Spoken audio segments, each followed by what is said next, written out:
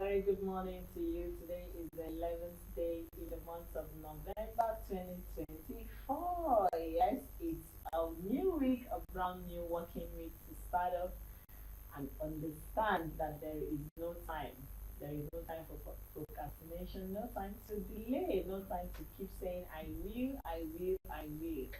It's the time to pick up and then end the year very well on a good note. It's very, very, very possible for you to end remaining days and remaining months in this year on a very positive note. That dream you've always dreamt from January, you can still realize it. Even now, it can be actualized.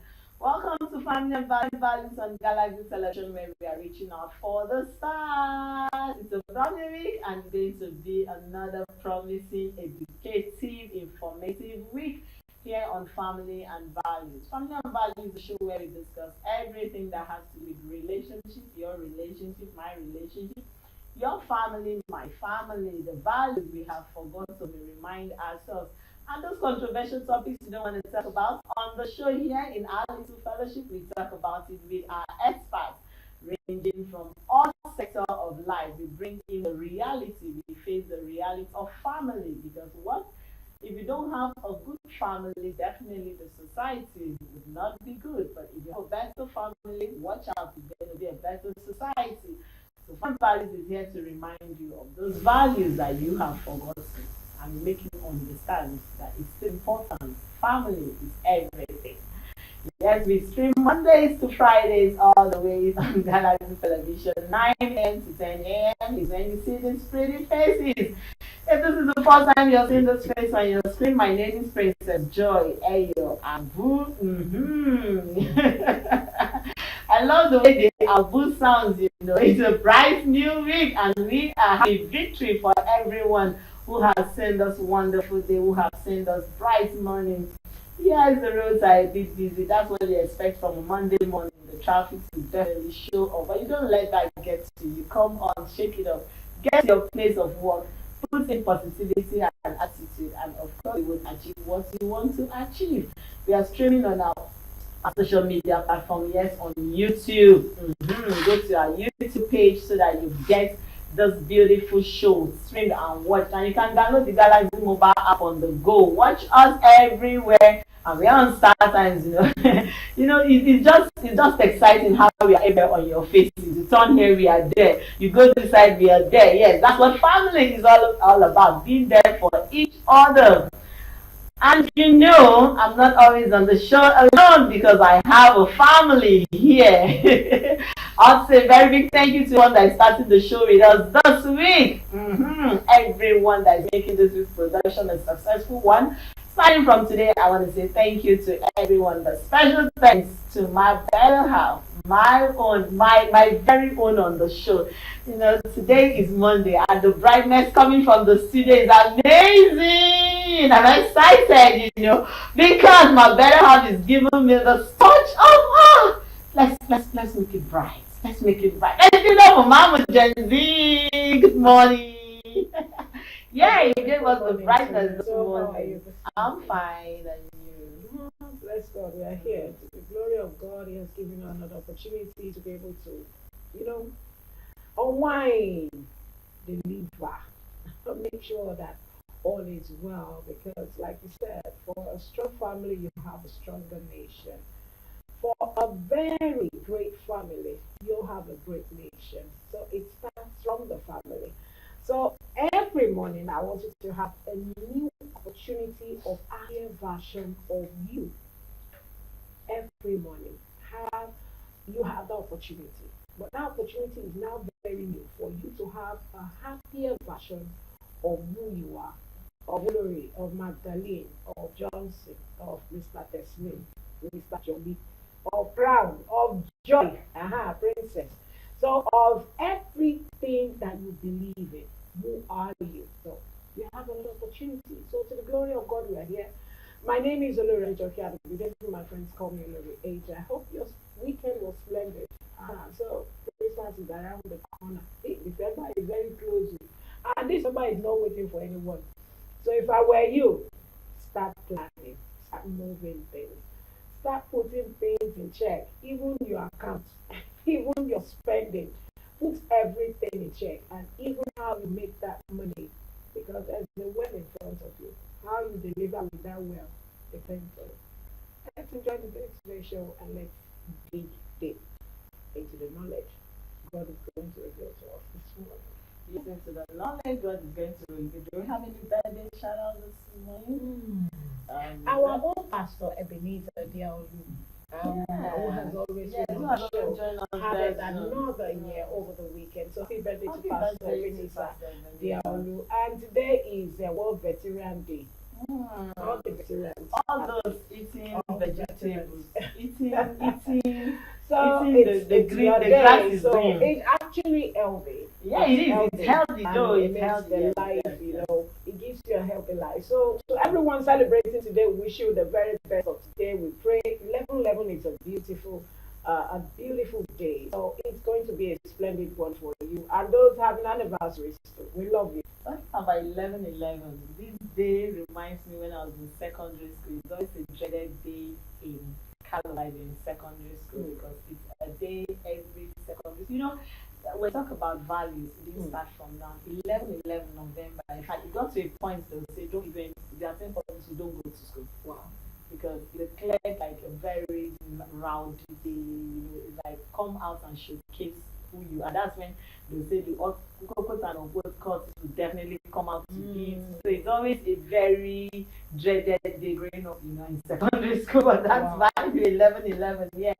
Okay, yes, it's Monday morning and let's go straight into the business of the day because we don't want to waste time because each second, each minute is counting for us on the show. Don't go anywhere, let's go now. Many feature will be right back because our young dynamic guest is pretty waiting to deliver. We'll be right back. Alright, welcome back today. We are talking about self-reflection and personal values. You can say personal values and self-reflection. Either way you look at it. We will be addressing the youth this morning because it's very important we bring the youth to the knowledge of self-reflection and personal values. You need to set your own values. You need to understand your own values as an individual before you even step out into the society to incorporate the societal values into you. And today on the show we have a dynamic young lady. I said I was bringing someone very wonderful to you. We have Boma Praise George in the studio. Good morning. Now, because it's her first time, so I'll read a little bit of her profile so that you understand why she's so unique to us this morning. She's a graduate of Faculty of Law from the University of Lagos and holds a first class from the Nigerian Law School. Congratulations to you. She's experienced in marketing, of course, the marketing consultant. But what caught my attention is the fact that she's a convener for Lily Drive, a charity that drive creating clothes, free clothes, bags, shoes, back to school materials for kids, and that's very, very recommendable coming from a very young person like you. Welcome and welcome to Family and Values. Thank you for having me. Thank you for having me. Now I'll call you barrister. She said the barrister is too. It's too serious. It's too serious.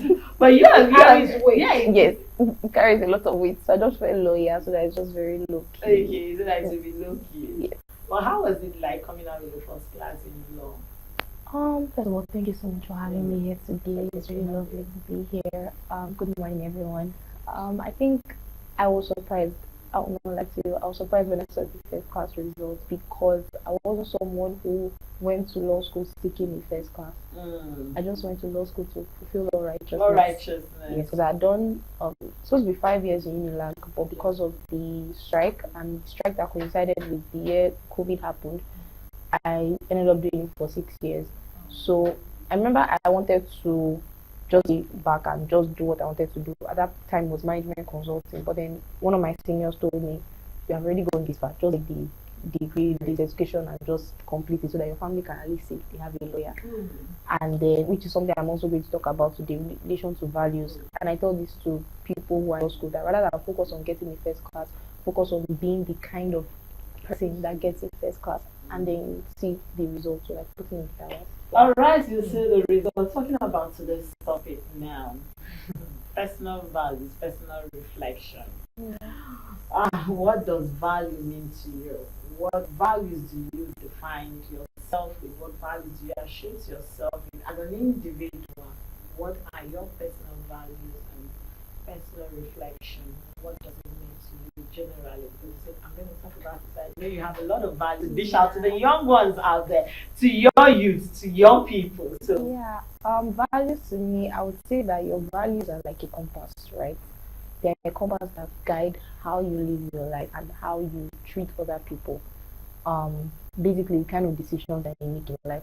So, for example, if I value healthy eating, for example, if I believe that my body is like the temple of God and I value it, it will influence the kind of things that I eat, right?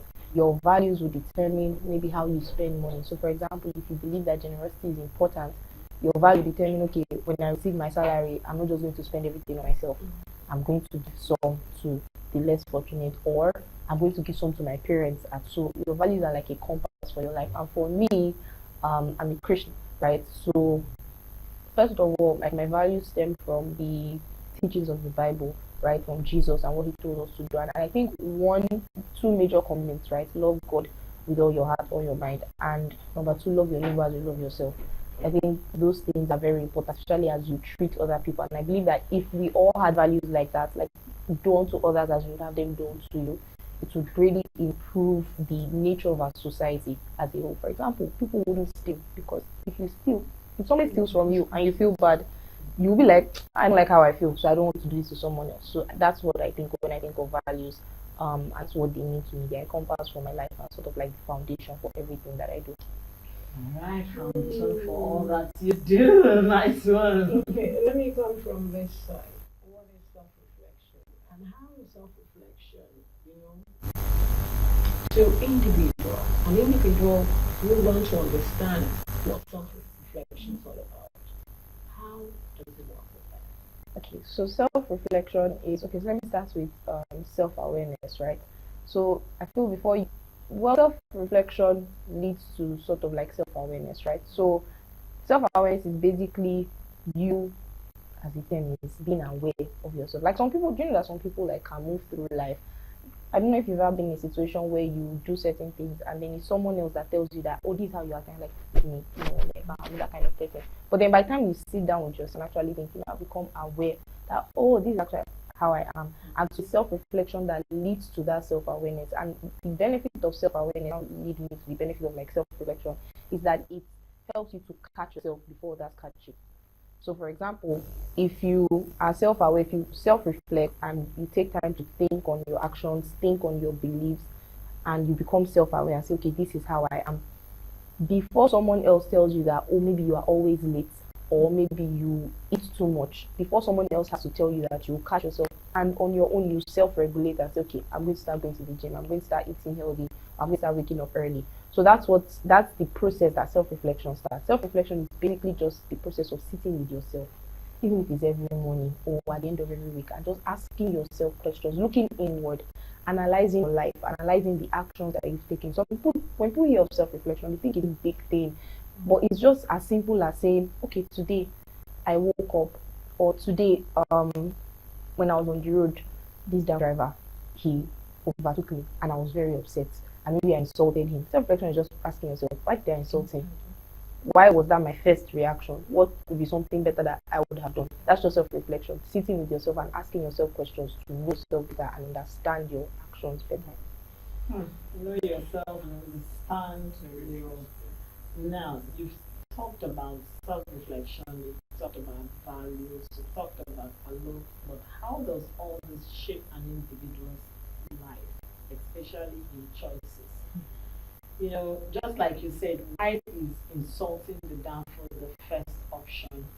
Why do I have to react negatively? Why is that the first option? Why didn't I think of another thing? Why am I not aware that this thing has been in life? Just because some people have had certain attitudes to them for a very long time, and then it takes some other person to put them through that, and then you now start thinking that, I've had this thing has been a part of me for years, Why didn't I notice it? Why didn't I? We have our guest, Remy, the coach, who said, be self-conscious that you even count the steps you're climbing.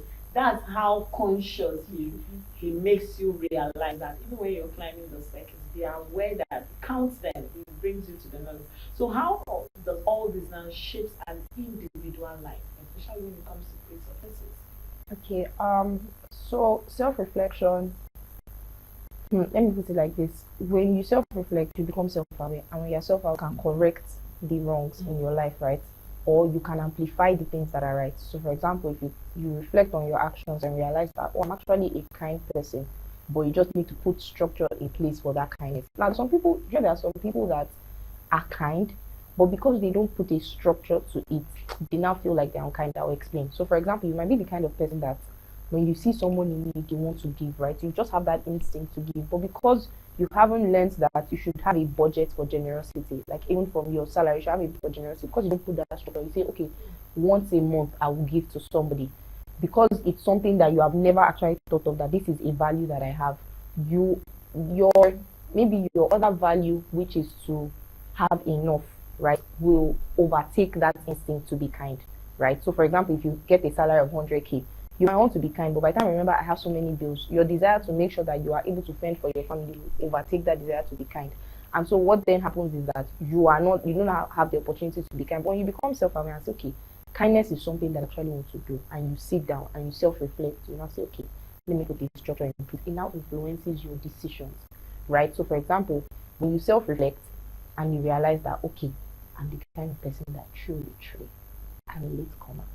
It's not bad. Or, for example, you self-reflect. There's this guy I love. His name is Salem King, and he did this video where he was talking about like hacks for lazy people.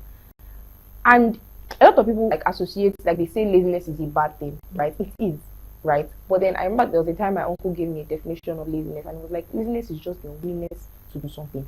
Not everybody is lazy in everything. There are people that are lazy, like people have selective laziness. They might be hardworking. Like, for example, I have a friend that she can sit there in the house. She's not going to clean or do anything. She doesn't like cooking. My best friend, actually, she doesn't like cooking.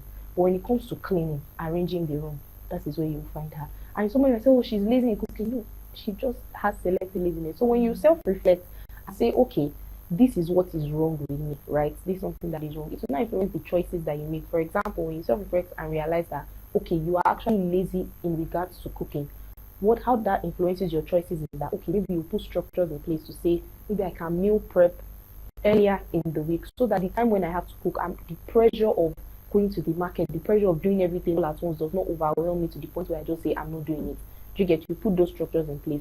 When you self-reflect and realize that, okay, I think I actually have a loose tongue. When people tell me secrets, I can't keep it. When you self-reflect, you become self-aware, and then what now happens is, maybe when somebody tells you a secret, you can put a structure in place and maybe say, I'm just going to, for example, if you tell the person, is this something that you don't want anybody else to hear? At the moment, I cannot keep that kind of secret, so please don't tell me at the moment. That influences your choices. It influences your choices in your health. When you self-reflect and realize that I have a sweet tooth. That's something that I don't have. I have a sweet tooth. So what I've started doing is going online to see alternatives to like cookies and chocolate. That's it. So when you self-reflect, it influences the choices that you make and helps you put structure in place. Okay, all right. When you hear a young person talking about self-reflection, it gives an idea that the youth out there playing. Come on, we have a lot of them out there. Let's go on our word of mouth. We'll be right back because our guest is still sitting here in the studio, ready to give us a lot of reflection, personal values, personal reflection with our guest, Boma Praise Judge. I love the three names, Boma Praise Judge, I'm still going, of course, Boma, yeah, I know Boma is not an English name. It's not, it's a native name. Then you have Praise and Judge, yes, and that's the conversation we have been having here, Yeah, before we went on that show, you answered the question. No, your question. Okay, so I want to ask you, Boma, how can personal life shape one's life? Personal values. Yeah. How can it shape someone's life? Because, like you gave an example, if you're the type of person who love to speak the truth at all times, and you get to a stage in life, even professionally, professionally. Something is biting you like this, I will be smiling because your profession, your boss tells you, I own all calls, and the girlfriend or the wife or a partner walks in and he gave you instructions that nobody. It's not because he's doing anything bad, but he just needed that time for himself. So how do you work this out? So how can personal values shape someone's life and choices? And you're a born again Christian, or you are a very serious minded Muslim that you will not want to lie. What do you do? Okay, that question is a very lovely question, because there are situations, I've been in situations like that myself, and what did you do before you answer that question? So how did you manage family and value? No, so what I do is that I always say that I don't lie, but I will not tell the full truth. For example, that kind of situation, if the person comes in, right, and is like, oh, maybe she wants to see her husband, right, and he's in, but he said I should tell everybody else that he's not around. What I can probably is that, oh, I'm not sure if he's available at the moment. That does not mean he's not around. I did not say he's not around, because that's an outright lie. I just said that if he's available at the moment. Or I'll say something like, I don't know if he's on seat. On seat can mean two things. On seat can mean he's not on seat physically. Or diplomatic. Like, before you answer Olori's question, is that something like diplomatic? She's a lawyer, don't forget. So you're being diplomatic right now. Yes, even my uncle says it, that I'm a politician sometimes, because I'll just say even my boss too says it. So you just have to try to find a balance. But the truth is that you can't always find a balance. There are times when your value would jump out. But to answer your question, right, about how like personal values influence a person's life, shape a person's life. So I would say, like I said at the beginning, values are a compass, right? Your values are a compass for your life. They influence the choices you make, they influence the kind of friends you make, they influence the things that you do, right? But your values can also serve as a boundary. And so I would say that your values shape a person's life in two ways. They act as a compass, giving direction for what to do, and they act as boundaries, giving direction for what not to do. So this is an example. So for example, as a believer, right? My value is that I should love my neighbor as I love myself. And so in doing that, I should be at peace with all men, right? So that would guide how, for example, if someone offends me, right, I'm meant to forgive the person. Or if there's trouble in the office, instead of being the person who has failed to the fire and say, yes, I will be the person that will try and mediate and say, okay, let's try and keep things peaceful, right? Let me walk in love. And that is what guides my actions in that, right? But at a boundary, for example, I have a personal value that I value my time with my family. Like when I'm hanging out with my cousins, my friends even say that. There was one time I went to my uncle's house and I spent time with my cousins, and then my friend was like, "No, you don't even text me since." I said, "I'm with my cousins, when I'm with my family, I don't want to talk to anyone else because that is my time with them." And so that serves as a boundary, because other people can't infringe on that value that you have. So that is how it shapes your life, right? So your values, when you know your values, and this is why self-reflection is important. When you know your values, it determines the boundaries that you put in place. So for example, if you're the kind of person that maybe a married woman and you value your time with your children and husband, as a value, you put it that none of your colleagues can call you personally. And when you insist on that, you're not a bad person for insisting. You're not a bad person because it's your value. You might also have a value that when your colleague needs help, he can call you. But you can call me between 6 a.m. and 9 p.m. Nothing after that, right? So that's how your values also shape your life. And there's another way your values shape your life is that even your career choices and how you perform in your academics or in your professional. I just want to talk to the young people. The reason why this is important and the reason why you need to self-reflect, I hope that after this show that you can write out the list of values, and I'll share how you can identify your values. 3 questions you should ask yourself, right? But after this question, you need to identify your values and let it influence how you perform your academics and how you perform in your career. People might say, oh, you are waiting for your boss to tell you this is what you need to do. But you need to tell yourself that, okay, I value being the kind of person. So for example, you might be somebody that values being excellent or values getting rewards. And so that would influence the kind of work you do without anybody telling you.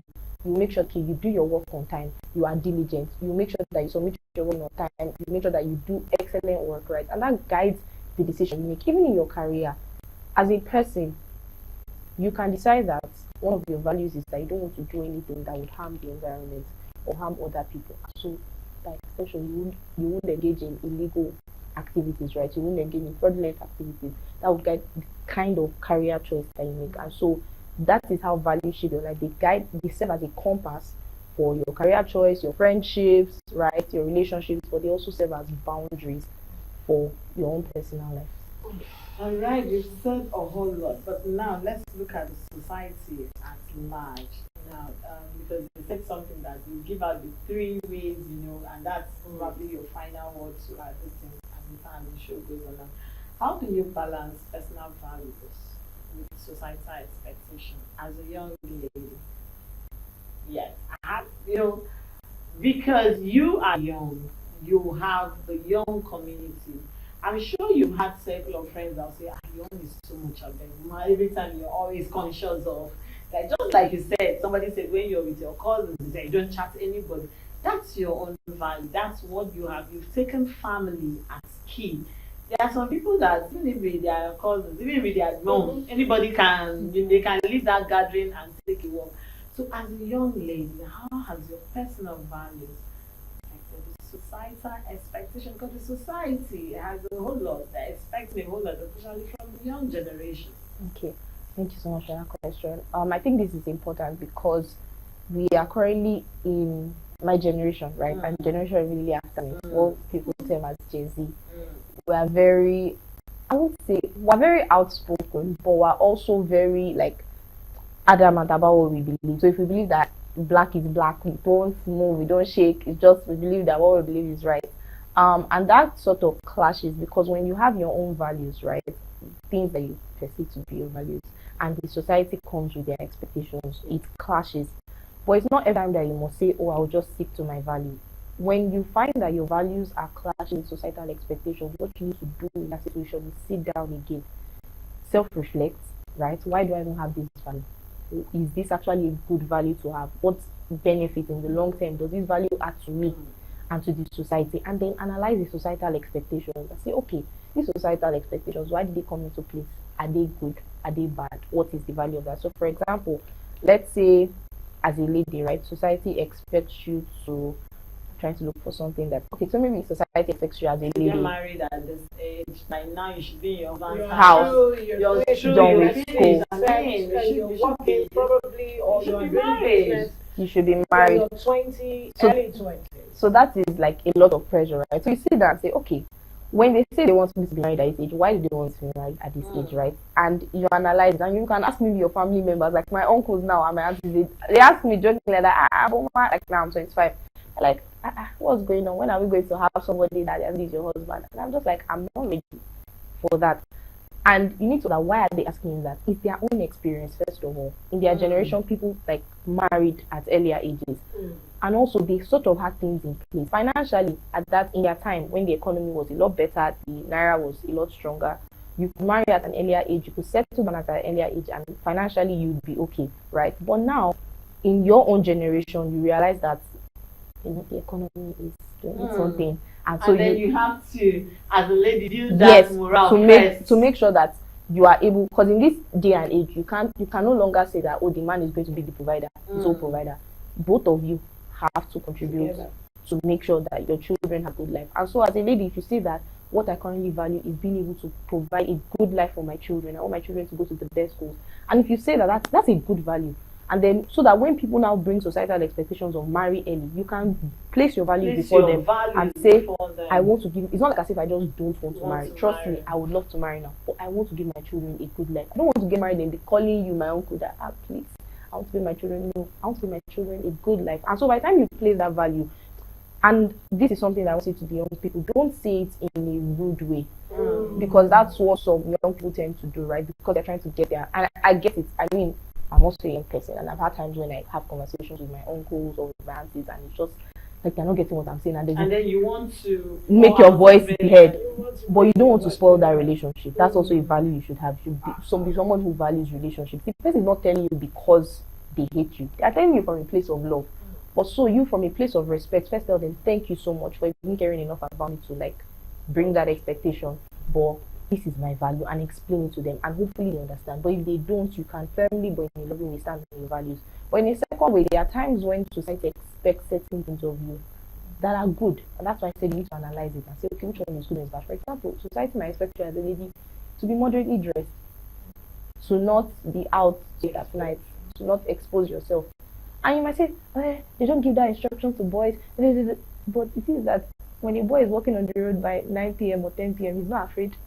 You as a lady have every reason to be afraid. So if they give you that expectation, like your mother gives you that expectation, you should not just say, what's the meaning of that? You don't give boys that. No, you should say, okay, what is the rationale behind this expectation? What can I take from it, right? So that's how I would say that you should balance it out. You should have your values that are firm and strong. But when people bring their societal expectations, analyze it. Which one is good, which was bad? The bad ones, you filter it out and weigh it against your values and tell them, I'm not accepting that. I have my own values, right? And place it before them. The good ones, you take it and say, okay, I understand what you mean. I'll work with it. So, yeah. Right, okay, I want to go a little bit deeper. When we started, she was trying to ask you, and of course, you had the first class coming out from the law school, and we said it was just like to feel all righteousness, and many things, rushed through my mind. My head was like, okay, I don't catch it. Now, we have parents always want to force it and making sure that, okay, I am a medical practitioner, I have gone this far, I want my daughter to also be a medical person. Yeah. Irrespective of what you want. We have some parents like that. And we have some, maybe a lawyer, it may be any profession whatsoever. Now, to fulfill all righteousness, I want to ask you, was it that your parents actually wanted you? Okay, mommy, daddy, I'll do it. I'll do it. Yeah. And you decide to go, and God helping you. You don't say you don't believe you can have it. It's one thing about you, the way you see, the way I'm sitting like the way the camera will pick me. Yeah. So I want to believe you decided to go, or your willingness. We talk about willingness. Now, your own willingness brought you to that stage where you were able to come out with first class. Yeah. How was the reaction? That's one. Okay. Now, when we talk about self-reflection and personal values, we also have a situation whereby you were able to pass a message across the field. When you're passing the message, or when you're responding to any way your uncles or your aunties putting pressure, or your parents putting pressure on you, starting things that actually matters in life, and they believe the earlier you start, the better. Pass it on a polite way, in a polite way, so that it will be respected. Now, let's look at a situation whereby the generation of today, you tell a young girl, many of darkness does not respect honorable person. You're talking about someone who decides to work at night or decide to crawl midnight strolling and all that, and anything could have happened. But they are like, Mom, in those days, don't worry, I have my car, I have my this, the dog police, I'll see them, nobody, anything, anyhow. They have a way of trying to Mom, Prove say, themselves. Yeah. why is it difficult? When we talk about self-reflection and personal, values, why is it difficult for generations of your age to realize that when the elder, they see as superstitions, they see it as that was primitive, but why? So you have to question. Okay. So I think the first one, my dad was so happy. Like someone was like, he even cried. I say, on top of what saying, but he was so happy about that. I mean, my mom is late, so she couldn't say that, unfortunately. But my dad was so happy. He even made a post on social media. Oh, my daughter had a first class. Thank you so much. My daughter had a first class, and I mean, my grandmother. Anytime somebody will come, she'd say, "Oh, that she's a lawyer, first class for that matter." And so it was a thing of pride for them, and I was happy for them that they had that, right? But that was not the reason I went to law school. My parents didn't force me to study law per se. So what happened was, let me not be like happy about oh my God.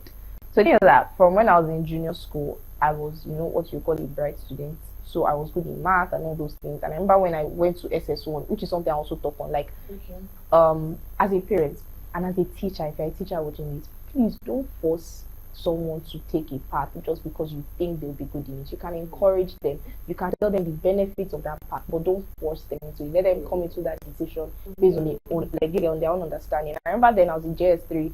You know, you get to choose if you go to science or art class. And I remember I went to art class because I didn't really like science like that. I could study and then pass, but I didn't like it. My physics teacher there, she dragged me to science class. So I knew you're too smart to be in a class. I said, I don't understand. So when I graduated from secondary school, I was the valedictorian in my high school, right? And I remember I said, okay, I wanted to study mass communication because I'm actually like what you're doing now. I really love it. Like I've always loved mass communication. I've loved journalism, and I can never forget. I was sitting down in car with my father one day. I was in the back seat and he was driving, and I told him, "Oh, Daddy, I want to study mass communication." He said, "Never. No child of mine will study mass communication. That you end up in Nigerian Union of Journalists." I said, "How?" He said, "Go and look for something else that you want to do, but that's not what you're going to study." And then my mom, and this is the approach that I think most parents should take. My mom was like, that's at least it's not her that said it. That was going to tell me and discuss it with me that it's not like as if she thinks journalism is bad. My mom was a voiceover artist, right? So she was in this like profession, but she was like she just felt it wouldn't like from what she understands. And this is something that young people also need to understand. When your parents tell you, "Oh, study medicine, study this," some of them, right, are saying it for good place. Some of them have seen potential in you, and they're like, this potential will be realized in this. So it's not like as if they are just telling you for telling sake. They're not just pushing you. Some of them actually have genuine intentions. They want the best for you. So my mom was like, she felt like law would challenge me. I was like, okay, no problem. I started watching some TV shows that had like lawyers. I was like, okay, I can do this. So for me, that was my own experience, right? So I would say my mom's approach was better than my dad's approach. So if you're a parent and you're watching this and thinking, I want my child to study medicine, sit down with your child. This is not what past the days where for you to be successful you only have to be like a doctor or a lawyer or an engineer. There are other professions, right? So sit down with your child and say, okay, what are your strengths? What are the topics you like? Who are the people you admire? You think you want to be in this career path in the future? And this is something that I always say. My mom and I had a relationship. A lot of people would see my mom and I talk and they'd be like, this is your mother, because we had a very strong friendship. And I would encourage you as a parent to build a strong friendship with your child, because when you build a strong friendship with your child, when you tell your child, I want to study medicine, they won't just tell you no. They will say, Mommy, why do you want me to study that? Yes, they are more open. Yes, they are more open to you as a parent. So try and build a friendship with your child. Sit down with them when they are filling their jam form. I have a cousin, my younger cousin. She's going to be 16 next year, and the longest time she has been she wants to study theater arts. At first, when she said it, I said, no, I don't think so. Not in Nigeria, at least. I don't know if they are very good, like, schools or that. But she was able to stand her ground. And she said, she kept on trying to convince them. They were saying, no, you do another thing. And then I called her recently. She was like, her parents finally agreed for her to study theater. And I was like, that's a good thing. Or they even made, like, I remember there was a time where her mom was like, okay, we'll make a compromise. You do international relations first. And then for your master's, you do theater. That's a good way to do it with your child. Reach a compromise. Because I've heard of people who study courses that they did not want to study, and then they dropped out. They dropped out because they were not happy. So why waste 4 years of your child's life? Why not partner with them from the beginning and say, okay, I love you. This, and also if you're a young person, when your parents is telling you, they're not like, not a lot of them are telling you because they just want to force you. Some of them is what they know. It's not their fault. They know that in their own generation, if you wanted to succeed, you have to be a doctor. So it's based on their limited understanding. Encourage them and be humble and respectful when you're airing your own views. And to your second question on you said that why is it so hard, right, for like younger generation? Like I said before, Gen Z, we have what take time to do the Gen Z. Some of them really take time to really reflect. And some will actually know, but because of their adventurous nature in them, they are too young. They have a lot of energy. They want to do my spirit. Even though I know, let me try. Yeah. Why? Because I think that's how young people are generally. Because I feel like if older people look back to their own, like they were our age, their own parents saw them like that. Their own parents. So I think it's just a general thing with that age range where like when you're that age, you want to discover life for yourself. You always believe that like what you're saying is right 100%, and so that's just how it is, right? But the truth is that's not the right time. Self-reflection is important for you as a young person. Like I said, when society gives you expectations, don't think it's wrong. Analyze it and see what the benefit is in that. So, for example, I I still live with my grandmother, it's just that she's late now. I remember there was a time something happened. Yes. So this was what happened. NEPA moved us from band B, I think, to band A. The PhD, and they moved us to band A. And then I remember my grandmother then, she was just like, I know that you like sleeping in lights normally, turn it off. And then she would say different things like, oh, manage the fridge. And I mean, I was just like, what is that? Is it not just small money? Because you just pay it. My boss told me, who's older than me, it was like, when you're talking to older people, that's not how you do it. Because first of all, you're not the one paying the money. So the way it is breaking her, you don't know. When you get to her age, you understand. So instead of just saying, is it not just, there's a way to manage, and this is what a lot of young people need to understand, there's a way to manage relationships with older people. They are wiser than you in some respects because they have more experience than you. No matter how many books you read, no matter how many places you go to, no matter how much you want to do Gen Z, you cannot buy that experience. They have. Because our time is fast. You cannot buy that experience. Now, some even have this idea, your grandma had to let you know that you're not paying. So I would say, I have the money, I'm the one paying. Why would my uncle be dictating or be deciding or be judging me or some of that, area also?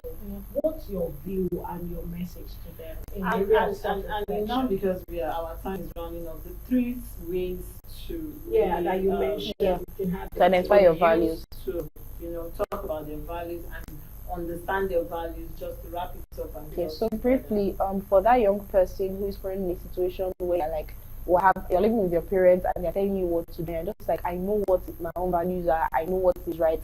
Please understand that these people have been here longer than you, right? They might not be right, but you don't want to spoil your relationship with them, right? So you can respond to their wrong expectations, right? And tell them in a loving way, in a respectful way. You can also be firm. So for example, I'll give just one brief example.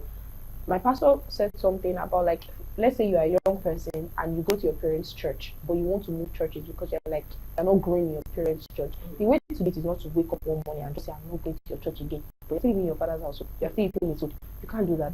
The way to do it is to show values in little ways. So for example, if your parents are telling you that you can't go out at night or you must be back by 7 p.m., but you want to try and extend your curfew, how do you do it? Today, you wash the plates. Tomorrow, you tell your daddy, daddy, is anything that you needed to do for you. Tomorrow, you tell your mother that, oh, let me help you go to the market. Be respectful to them. Show them that you honor them in those little ways. And then they too will not honor you. You cannot expect what you don't give, right? If you want your parents to respect you, right, you should also respect them and honor them. And then on how to identify your own values, right? There are 3 questions you must ask yourself. What is important to you? What are the things that really matter to you? Sit and ask yourself, what are the things that matter the most to you in life? Number 2, ask yourself that what are the things that upset you the most? Remember I said that if you are somebody who before you realize that truth is a value that you have, a good example would be when someone lies to you, you just realize that you're angry. It annoys you when people lie to you and you notice. That is a pointer to the fact that truth is something that you value, integrity. And the last thing is for you to say, what makes a good person? Look for somebody. For me, I would say Jesus Christ is a very good example. And say, okay, what kind of life did this person live? Or look at uncles and aunties that you have and you're like, okay, these are good influences. What makes them good people? What are the character traits they have, the values they have? And those 3 questions, when you reflect on them, would help you build and identify your own personal values in life. Thank you so wow, much. Thank you really so very, very much. much. What are the things that are important to you? Thank you. I think the third one, what makes a good person? And then the second one, what are the things that upset you? What are the things that upset you? Wow. These are the 3 key points or values you need to put into work before you actually go into even when you are doing your self-reflection to the awareness. I'm so happy we need to you work on that. came on the Thank show. you so much. Thank you for having me. I have one young youth that I know that has spoken to the youth as a generation. And you're doing a great job even in your little charity. Thank you. Okay. It's so good to have you once again. It's time for us to run. It's time for us to move because every minute counts. On that note, I want to say a big thank you to everyone who has joined us in today's show. My name is Remy Oloriadejoke Adebidebe. Hope to see you tomorrow. Have a splendid day from my side. Bye for now. All right. Okay. Yes, we have come to the end of today's show on family and values. Tomorrow is another day where we'll be discussing emotional blackmail in relationships.